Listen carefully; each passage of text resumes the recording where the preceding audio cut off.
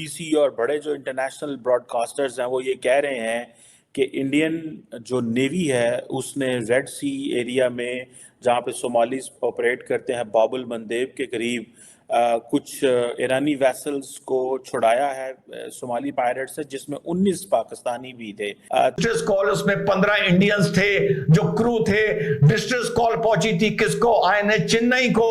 और इसका मतलब है कि इंडिया जो है वो क्रीज से बाहर निकल के खेल रहा है। ताड़ साहब, ये जो इंडियंस क्रीज से बाहर निकल के खेल रहे हैं, इसका मतलब ये है कि उनकी नेशनल सिक्योरिटी इतनी इंपॉर्टेंट हो गई है कि वो जैसे अमेरिकन अपने ज्योग्राफी से बाहर निकल के तो अपने इंटरेस्ट को प्रोटेक्ट करते हैं, इंडियंस भी अपने इंटरेस्ट को अपनी बाउंड्री से बाहर निकल के प्रोटेक्ट कर रहे हैं। सोमालिया पायरेट्स को फॉलो किया है पिछले 20-25 साल में। वो सब जानते हैं कि ये कितने खतरनाक लोग हैं। वो भारतीय नौसेना के आने की वजह से, डर की वजह से, धमकी की वजह से वो जहाज जो उन्होंने हाईजैक कर लिया था, जिसका उन्होंने कंट्रोल ले लिया था, उसे छोड़ के भाग गए थे।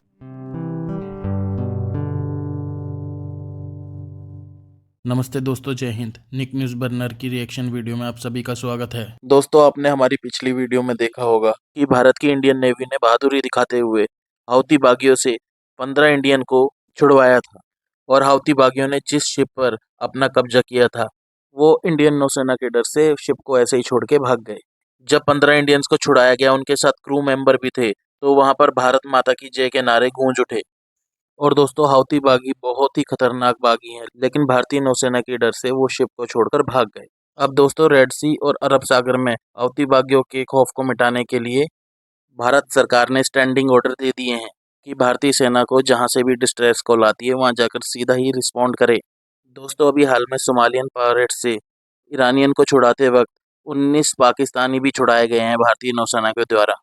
और दोस्तों, जिस तरह की बैटिंग रेड सी और अरब सागर में भारतीय नौसेना कर रही है, इस तरह वर्क पहले अमेरिका किया करता था, लेकिन अब भारतीय नौसेना कर रही है। यही अमेरिका के लिए चिंता का विषय है। और दोस्तों, देर न करते हुए चलते हैं आगे की वीडियो की तरफ। धन्यवाद। डिस्ट्रेस कॉल उसमें 15 इंडियंस थे जो क्रू थे। डिस्ट्रेस कॉल पहुंची थी किसको? आईएनएच चेन्नई को। और आईएनएच चेन्नई ने लीडरशिप से अनुमति मांगी थी। लीडरशिप ने कहा था तत्काल जाओ। ये चीज जिन्होंने भी सोमालिया पायरेट्स को फॉलो किया है पिछले 20-25 साल में, वो सब जानते हैं कि ये कितने खतरनाक लोग हैं। वो भारतीय नौसेना के आने की वजह से, डर की वजह से, धमकी की वजह से वो जहाज जो उन्होंने हाईजैक कर लिया था, जिसका उन्होंने कंट्रोल ले लिया था, उसे छोड़ के भाग गए थे। तो ये एक तुक्का नहीं है।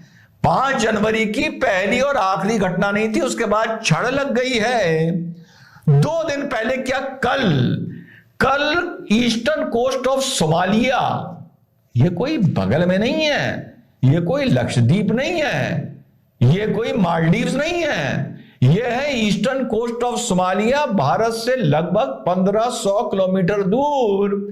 और प्रतीत हो रहा है कि अब सरकार ने एक स्टैंडिंग ऑर्डर दे दिया है कि हमसे पूछो ही ना, जहां से डिस्ट्रेस कॉल आए वहां रिस्पॉन्ड करो। इसी से इंडियन ओशन में और अरेबियन सी में अपना दबदबा होगा और अपना परचम तिरंगा लहराएगा। बीबीसी और बड़े जो इंटरनेशनल ब्रॉडकास्टर्स हैं वो ये कह रहे हैं कि इंडियन जो नेवी है उसने रेड सी एरिया में जहाँ पे सोमालीज ऑपरेट करते हैं बाबुल मंदेब के करीब कुछ ईरानी वेसल्स को छुड़ाया है सोमाली पायरेट से, जिसमें 19 पाकिस्तानी भी थे।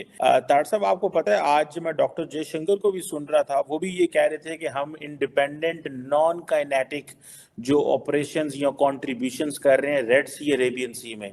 इसका मतलब है कि इंडिया जो है वो क्रीज से बाहर निकल के खेल रहा है। ताड़ साहब, ये जो इंडियंस क्रीज से बाहर निकल के खेल रहे हैं, इसका मतलब ये है कि उनकी नेशनल सिक्योरिटी इतनी इंपॉर्टेंट हो गई है कि वो जैसे अमेरिकन अपने ज्योग्राफी से बाहर निकल के तो अपने इंटरेस्ट को प्रोटेक्ट करते हैं, इंडियंस भी अपने इंटरेस्ट को अपनी बाउंड्री से बाहर निकल के प्रोटेक्ट कर रहे हैं। How do you see this ताड़ साहब? चीमा साहब, आपने बल्कि इसकी बिगिनिंग में आपने खुद भी इसको ऐड कर दिया है कि ये चीजें कभी अमेरिका किया करता था जो आज भारत कर रहा है, इसमें कोई शक नहीं। बिल्कुल डेफिनेटली, लेकिन उसमें मैं बिल्कुल यही कहने वाला था चीमा साहब। लेकिन देखें, वहां पे सोमालियन भाईजान क्या कर रहे हैं, वहां पे ओरिजिनली तो उन्हें पता है कि दुनिया हूथियों के पीछे है, तो हमारे लिए अपॉर्चुनिटी है।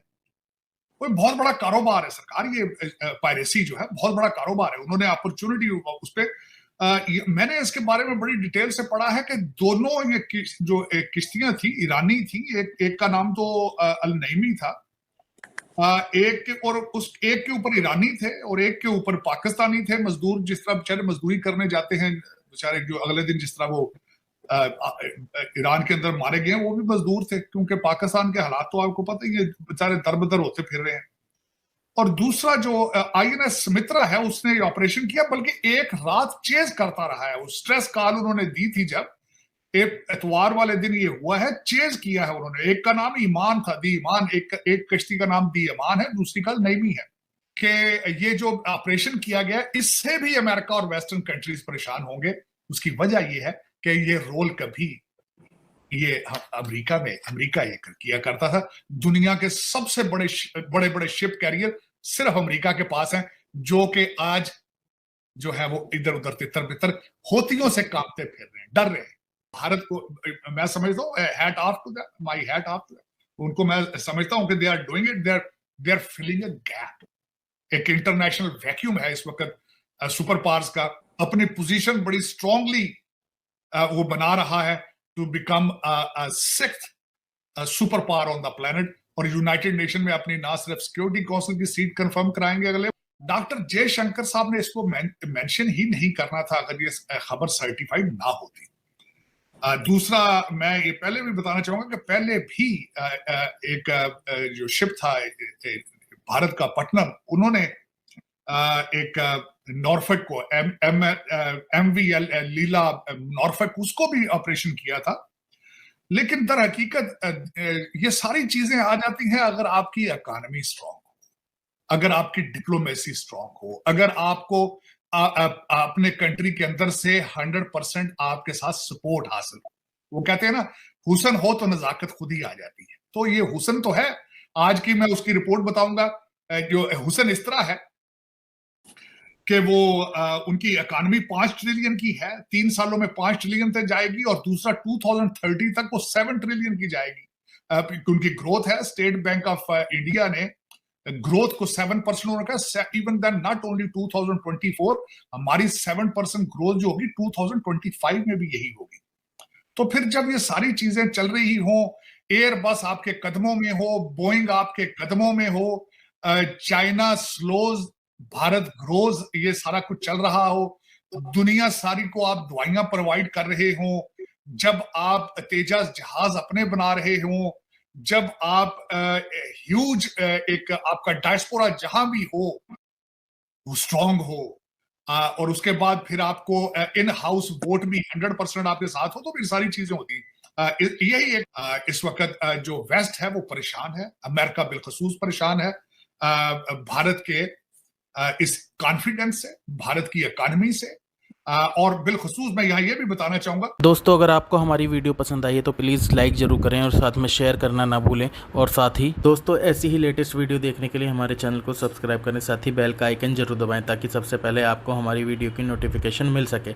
धन्यवाद।